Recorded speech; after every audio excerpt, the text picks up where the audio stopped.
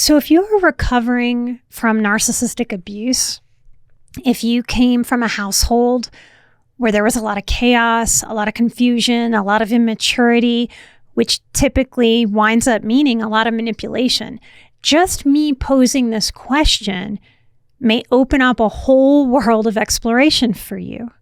We do become more savvy as we recover from narcissistic abuse. There's no other way to look at it or think about it. I've often said in my personal life, I didn't ever want to learn boundaries or want to learn how to repel narcissists or learn how to be so assertive. I got to a place where I felt I needed to save my own life. And I know that sounds dramatic, but it's the truth. We do become more savvy as we recover from narcissistic abuse.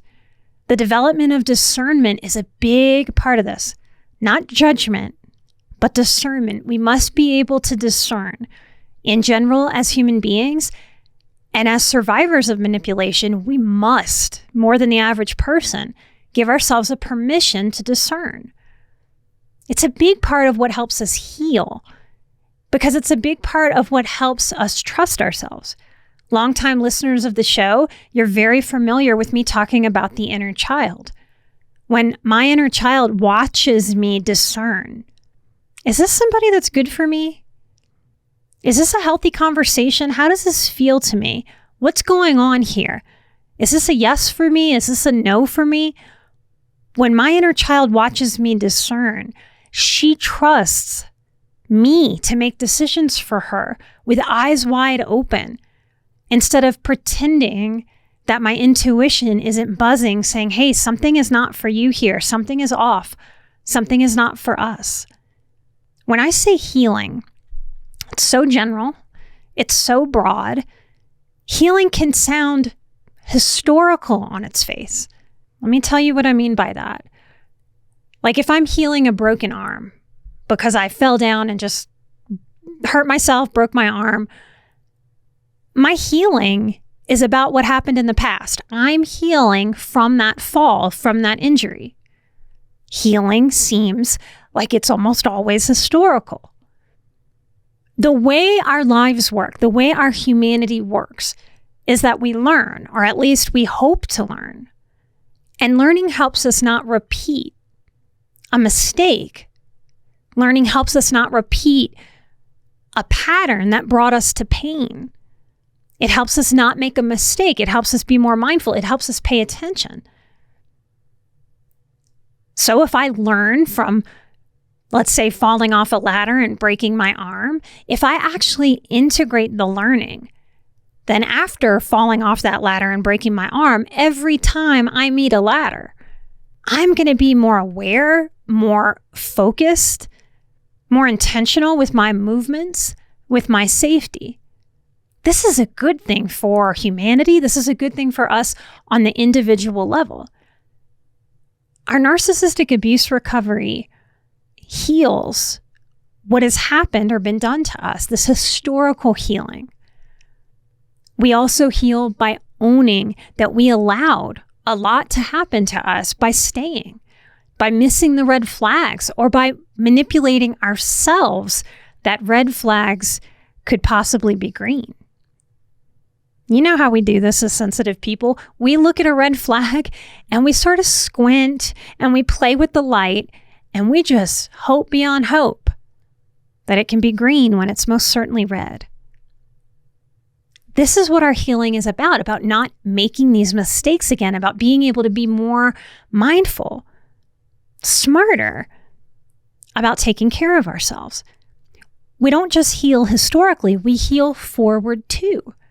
Forward healing when it comes to manipulative abuse is about becoming more mindful, more savvy, more present and discerning about communication, not just words. That means body language too, so that we're stronger against forces of manipulation. I come from hurricane land, y'all. I grew up fortifying the windows with plywood covers before a hurricane. Healing means that we fortify ourselves against the strong winds of manipulation. There's no moral judgment against this, just like there's no moral judgment or evaluation about putting plywood over windows. We just learn, hey, it's smart to have this covering. It's smart to have some protection, especially when those winds are kicking up and a storm is brewing. We get to do this on the emotional front too. Healing means that we see red flags as red and green flags as green. No squinting or hoping the light plays and helps us see the color in the wrong way. Healing brings us to stronger boundaries, more useful coverings, protections in dealing with human predators, whether those predators are interested in hurting bodies or minds or both. Welcome to the show. This is Emotional Badass, where Moxie meets mindful. I'm your host, Nikki Eisenhauer, life coach and psychotherapist. And on today's episode, we're discussing narcissistic abuse recovery, the difference between persuasion and manipulation. One of the things that I see confuse an HSP or a narcissistic abuse survivor is this difference between persuasion and manipulation. And I mean it both ways. Am I being persuaded or manipulated right now? And then, am I manipulating or am I persuading? How do I know the difference? I want to talk about these differences and highlight them and encourage you to explore these differences inside of yourself and outside of you in relation to others. Persuasion is in the light and manipulation is in the dark. Now just sit with that idea for a moment. I know that can sound woo-woo, hippy-dippy, unscientific, but we feel this and we know this. We know the difference. If someone were to try to hug me in a totally in the light, up and up, clear way, platonically, I would feel that in the hug. If somebody tried to hug me in a pervy way, an inappropriate way, with inappropriate thoughts in their mind for the status of our relationship, that hug would feel in the dark. As empaths, as highly sensitive people, we can feel these differences. We might not know how to interpret what we're feeling if we have an abuse history. Healing is about strengthening the clarity of our interpretation so that we can better take care of ourselves through how we relate to ourselves and other people. Persuasion is honest, and it's to influence with respect to the other person's best interest. Manipulation is a dishonest communication, and it's used to exploit someone for their own best interest, potentially at the detriment of another person. This is a big difference to understand. We can do things in good faith, or we can do things in bad faith. Persuasion is in good faith. Manipulation is in bad. Persuasion is either neutral or positive. I hope every time I get on this microphone that I am persuading you to better mental health, that I am persuading towards better understanding of the human condition and psychology and how we relate and how your feelings work, so that you can make more sense of the world and your world and take up your space and your place in it with confidence. If you listen to my ideas of persuasion, you'll either have an in one ear, out the other relationship with those ideas. They won't stick. Or some will resonate with you. Some will stick. Some ideas you'll try. You'll experiment on your own. You'll see what these experiments, what these changes do to your own psychology, your own life, and you'll see if it works, and you'll continue it if it works. You'll explore it more, or you'll stop it if it doesn't work, or if it's too tedious, or it's too cumbersome, or it takes too much energy to enact. There really isn't a negative or anything truly detrimental that can happen from listening to persuasion. If I used manipulative sales tactics, like talking you into the idea that you need what I'm putting out, or else you're going to have problems, you're going to have a real bad life if you don't listen to me, that would be manipulation. If I tried to convince you directly or indirectly that you needed me to be okay in the world, and then tried to sell you something that costs thousands upon thousands of dollars, if I was trying to make you feel desperate so that you would buy what I'm selling, if these were my sales tactics, frankly, I would have way more money than I do now, is the truth. And I would be very manipulative. It is a growth edge for me. And frankly, I piss off every marketing person we try to hire because I say no to most of the tactics that they want to enact to market me. This is where my integrity sits. I help people who are healing manipulation, who have been manipulated up, down, and sideways. And the truth is, I bristle when a salesman is trying to sell to me in a way that leaves persuasion and leans into manipulation. In my own company, y'all, it's a little problem for me and the people that work with me. I am learning to grow through bringing my creativity so that I can sell myself and make my living. This is my livelihood. So that I can do that in a way that honors my integrity and honors not stepping into that manipulative place. I don't want to be a part of that slimy, salesy black hole where integrity goes to die. That is against my morals and my values. You will never hear a message from me or this brand that implies that you need me desperately or my work. I offer you what I offer, and if you want to learn with me, you can take it or leave it. Can you feel that that is an energy of persuasion? It is an offer instead of a forcing. It leaves you with the integrity of, hey, you're good. Would you also like to add this thing to your life? Instead of, hey, I don't think you're going to be okay if you don't take this thing from me. Manipulation often plays on fear. It plays on sense of lack.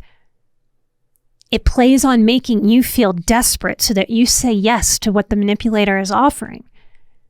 And what the manipulator is offering serves the manipulator. A persuasive person, what they offer you can be in your best interest too. Persuasion is a truthful communication, manipulation a false one. Persuasion frees people to make choices, while manipulation walks someone towards a predetermined choice. This is a controlling of another instead of a freedom to choose. Remember to find Emotional Badass wherever you get your podcasts. And make sure to hit that subscribe and follow button, y'all.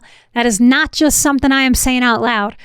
Our podcast, its continued growth, continuing to work those funky algorithms, takes y'all following, sharing, subscribing, and commenting on everything that we do. Thank you so much for all of that effort. It really does help other people who are trying to figure out emotional intelligence and grow themselves. It helps put the show in front of more and more people.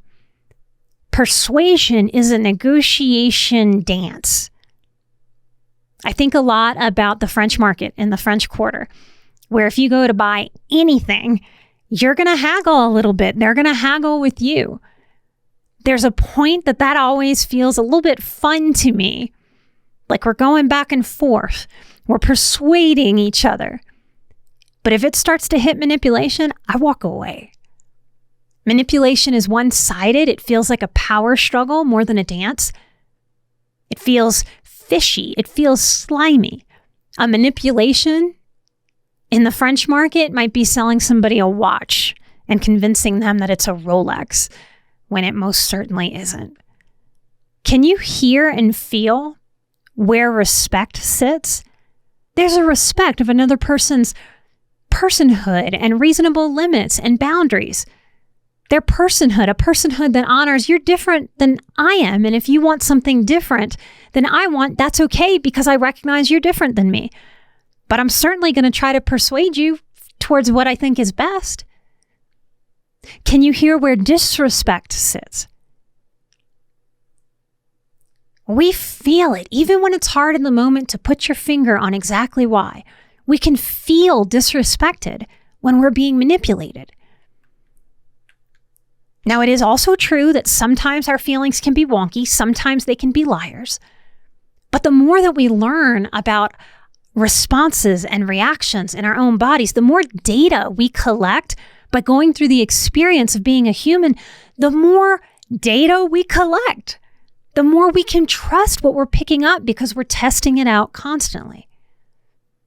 I very much trust my feelings. I also know the difference between I'm feeling something right now and I'm triggered and my amygdala is hijacked and I am on high alert and I am on guard, which is going to make my interpretation of what's going on look through the lens of fear and self-protection, which may make the picture of what's happening wonky. We have to deal with this if we have post-traumatic stress. We can learn the difference between a feeling and intuition and anxiety and what happens to our bodies and our systems when we're triggered. In healing, I had to look at and own how much manipulation I grew up inside of. A home where children are being sexually abused holds so much manipulation. And my parents, as part of their abuse, went out of their way to manipulate and pin sibling against sibling in my household. This was a classic game in my home. Sometimes one sibling would be told, oh, they're going to get to go to the store and pick out some treat that they want. And that sibling might turn around and a different sibling had been taken to the store to pick out a treat, the other one left behind. They did things to create strife. That was by design. There was a goal there that I couldn't know and I couldn't see and I could not have dealt with at the time being a child. My adoptive dad did that because if we had less strife between us, we might have talked about the abuse that we were all experiencing, and we never did while we lived in the home together. So his manipulation worked. It worked beautifully for him. And it gave the space for me and my siblings to endure abuse. It was awful and confusing to try to figure out those kinds of games, to try to get my needs met with those kinds of games being played around me. I had to really sit and look at how much manipulation. I think when we talk about abuse surviving, we think about abuse like the moment you get hit, like the moment somebody steals your credit card, the moment someone assaults. Of course, these are abusive moments.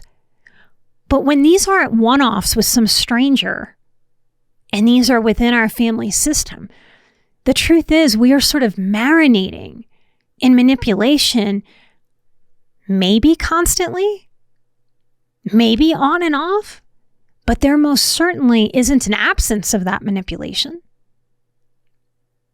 Narcissists tend to manipulate a lot because their lens is they're never wrong. So they have to manipulate a lot of life to stand firmly in that belief. It's not just that they manipulate like in some kind of dark, intentional way outwardly. That can happen. But they also manipulate themselves. So it's not just the direct manipulation. One of the manipulations my dad, my abuser, would do is he would tell me how lucky I was to have him as a father. He would tell me how lucky we were to have such a good family with such high quality adults. Such moral fiber. He positioned himself in the community as someone who played golf with the pastor. It's not just in those classically abusive moments where something is playing with our mind and playing with our nervous system. It's in all of these moments if we grew up in households that had a significant level of dysfunction. It made me so confused about what was real and what wasn't, what was honest, what was dishonest, what love felt like and what it didn't feel like. My husband, who produces the show, Chris, he's listening to me right now. He's in the room with me. He doesn't know that I wrote this out. He never does till he's hearing me say it. But when we first got together, if my husband teased me lightheartedly or tried to persuade me, like if he wanted Italian food on a night and I really wanted Chinese food, And I'd feel my body sometimes bracing, despite all the work I've done, all the work you know me to continue to do, because I was so heavily manipulated that as I was falling in love with this man, my system would go, wait a minute. Is this real? What's going on? Is he teasing you in some kind of dark way? Is he persuading you? Is that okay? Is he playing with your mind? This is a really hard thing for survivors to articulate because we tend to hold a lot of judgment about this. Like, oh my gosh, do I sound crazy? This is a really nice guy. Shouldn't I be able to keep my past in the past and not put that on this nice man that is with me now? That's all fine and well when you write it down on paper. But when our nervous systems are involved, it's operating on a body. It's operating bodily. It's not operating from thought so much because it's on a high alert. It's an animal-like instinct. It's not from our consciousness that can stop and consider and ask questions and make decisions. So sometimes it took some patience with myself to be able to get the words out, or he would feel my energy shift and not know why. It took us a little while to work through this. He was a professional comedian for a long time. We joke around a lot. It took me a little while for my system to realize, okay, his jokes aren't dark. They aren't trying to play with my mind. And I can trust that he operates with my best interest. He's not playing any games with me. Even if I had met Chris older, with me continuing this work, I think the same thing would have happened because we are creatures that learn. And that's a beautiful thing in the human condition. And when it comes to trauma, that feels like a real double-edged sword. We need to understand the difference between manipulation and persuasion, not just in our heads, but to help our bodies not feel a triggering when someone is persuading us if we have a history of being manipulated. I know some of you get very, very triggered, and a lot of people in this HSP community hold a lot of shame and a lot of embarrassment because it's pretty universal that people in our tribe will lose it with customer service and not understand why. It helps me to understand that part of why dealing with customer service in this day and age is so triggering for me is not just because it's frustrating. Not just because you get those pat answers that make us feel like we're not really talking to a human when we are actually talking to a human, but because customer service can feel very manipulative. Early in our relationship, I heard Chris from the other room many years ago, and I heard him say while he was on the phone with customer service, "Nope, I'm going to wait until you put me on the phone with a manager. I don't care how many times you transfer me." He stayed on the phone, I don't know how long. It might have been close to 2 hours. They just passed him around and passed him around and passed him around. He kept saying, "Nope, I'm not going to hang up. I know you're playing a game." And I stopped what I was doing and I started paying attention and listening to him. It was so validating for me to hear him get frustrated with customer service because I knew he didn't have my trauma history. And I thought, no wonder this is so hard for me. No wonder this has been so hard for so many of my clients. Because it's a game. And it triggers that part of me that wants to protect me from games and game players. The way he ended that call was someone finally picked up the phone, somebody that he had been on the phone at least 2 or 3 times because they just kept passing it around. And finally, that customer service person admitted to my husband, "There is no manager available. We just say that until you hang up. You just won't hang up." And in that moment, I had so much clarity of this really is a manipulative game. This hasn't just been some struggle I have had. This is really a manipulative game. No wonder this triggers me so. I don't believe it is natural or normal that we are subjected to that. Whether you have a difficult history or not, that is an unfair aspect of how technology and the world has developed to be able to do that to us right in the moment where we need help. Persuasion versus manipulation is just one little aspect of what we can do to help ourselves grow past this type of triggering, grow past the self-shaming, the confusion of what this actually is. This is not just about you understanding that other people may persuade and it's okay. It's about giving yourself permission to be persuasive too.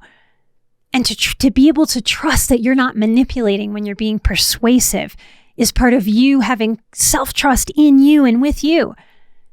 Manipulation is a game where only one person makes the rules and knows that the game is on. Persuasion has no gaminess, y'all. Like if you come to my house and you're a picky eater, I'm going to give you the hard-pressed persuasion. I'm from Louisiana. I like to feed people. I'm also Italian. It's in my DNA. And if you tell me you don't really like spice or you don't eat foods that look funny, I'm not going to just say, okay. I'm going to give you a little hard-pressed persuasion. I'm going to say, hey, this is a once-in-a-lifetime experience if you're not from New Orleans. You get to eat New Orleans-made food right here in my home, not in a restaurant. My red beans and rice is a delicacy of flavors, y'all. You sure you're not even going to have one little bite before you leave my house?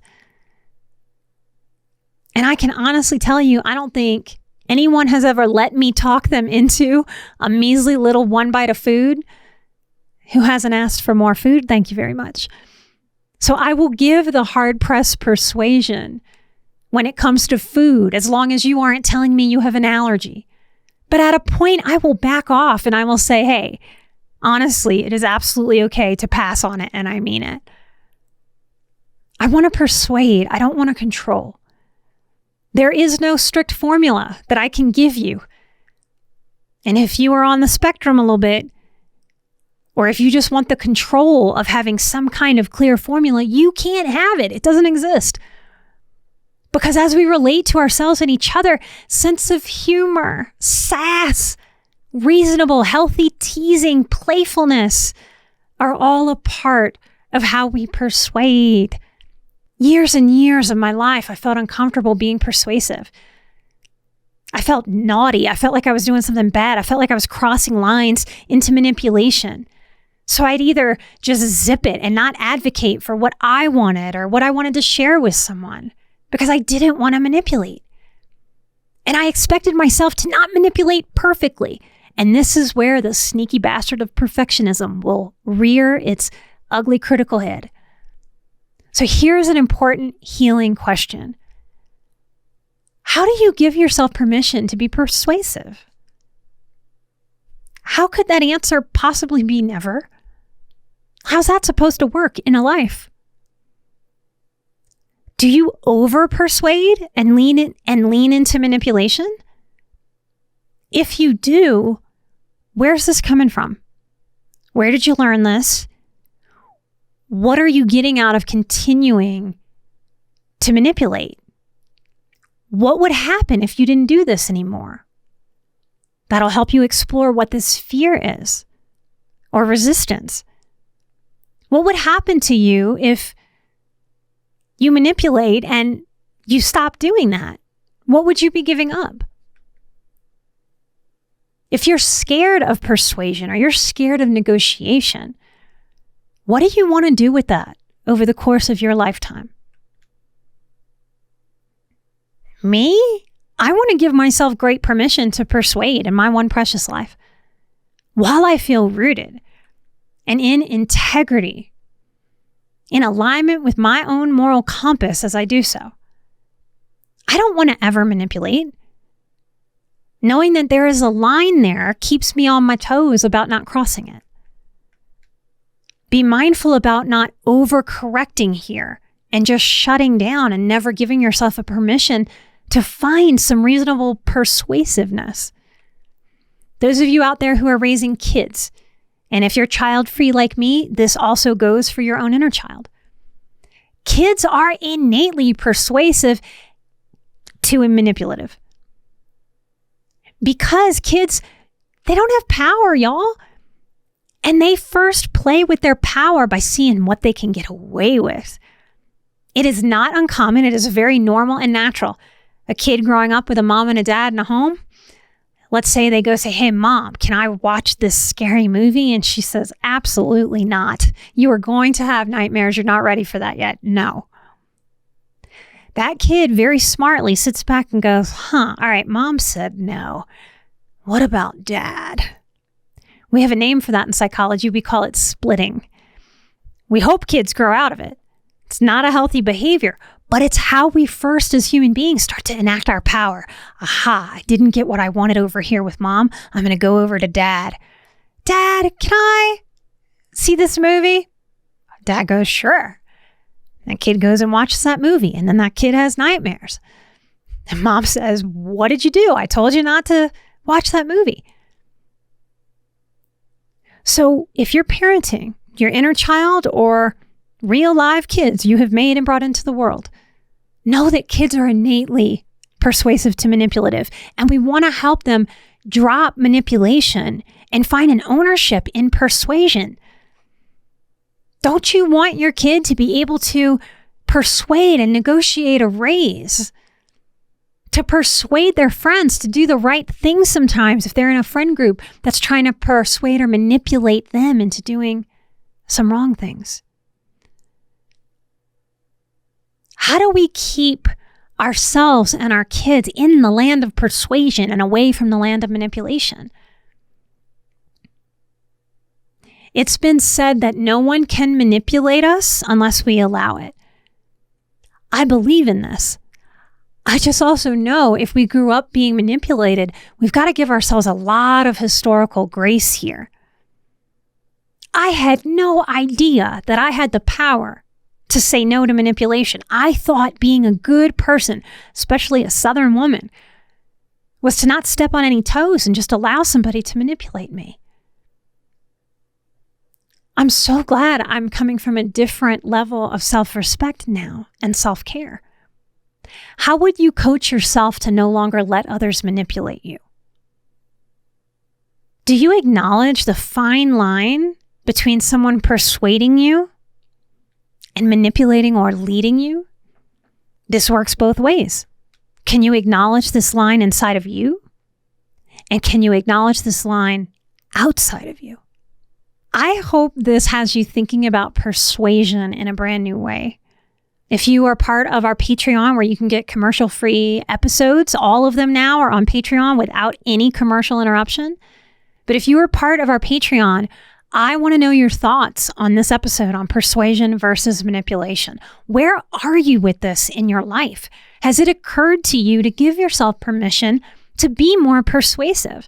And are you helping yourself work through all of the discomfort around that growth? So come to Patreon and let's talk about it. And I have a new offering coming up for you. So if you're interested in new stuff that I offer, I don't frequently release new things because I put a lot of intention into what we release and what we do. I have a narcissistic abuse recovery workshop coming up. Come hang out at emotionalbadass.com/workshop to find out more and see if this is a right fit for you, for your life. This past month, y'all, I just want to do some shout outs. We are charting in the top 200 in mental health in multiple countries. We are charting in the US. Thank you for liking and sharing the show. We are also charting in the top 200 in Mexico. Hi, Mexico. We are also charting in Chile and Slovakia. We are charting in Kenya and Senegal and Bermuda. Hello, y'all. We are also charting in Jordan, Barbados, and the Republic of Trinidad. Hello to all of you all over the world. Thank you so much for spreading my voice and my work all over the world. Light and love to all of you. I am an emotional badass. You are an emotional badass. And together, we are where Moxie meets mindful. I will be right here next time with a brand new episode. Till then, take care. Bye-bye.